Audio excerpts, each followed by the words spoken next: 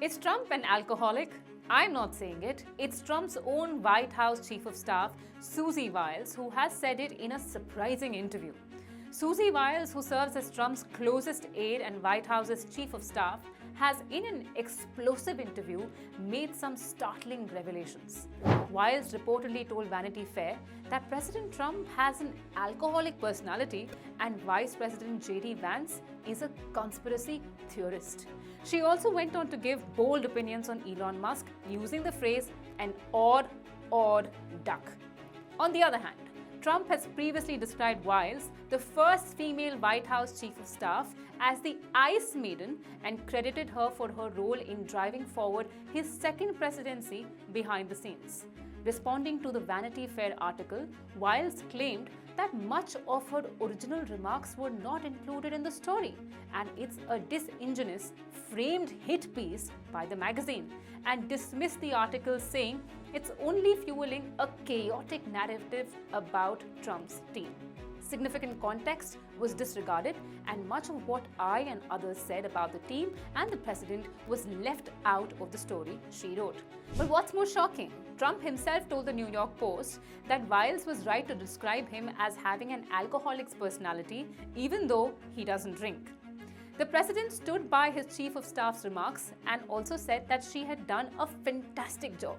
In the wide-ranging series of interviews, Wiles said she was not an enabler to Trump, who has unleashed an unprecedented display of presidential power since his return to power in January, adding, "I'm also not a bitch." However, about Trump's inner circle, Susie Wiles was quite straightforward.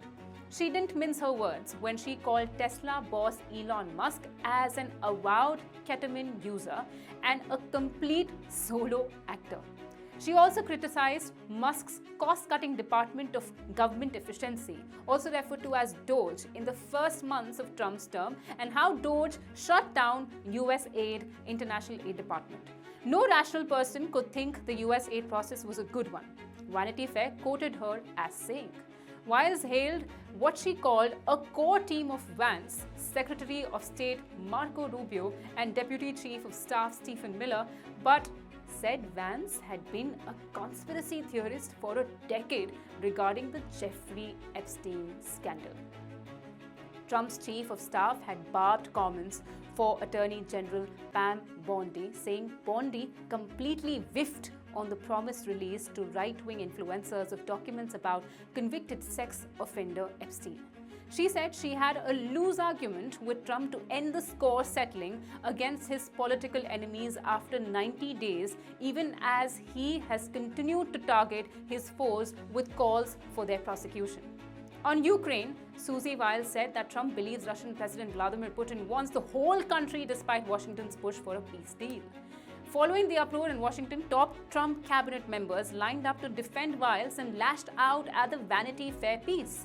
J.D. Vance said in a speech in Pennsylvania that he and Wiles had joked in private and in public about him believing conspiracy theories. I've never seen her be disloyal to the President of the United States, and that makes her the best White House Chief of Staff that I think the President could ask for.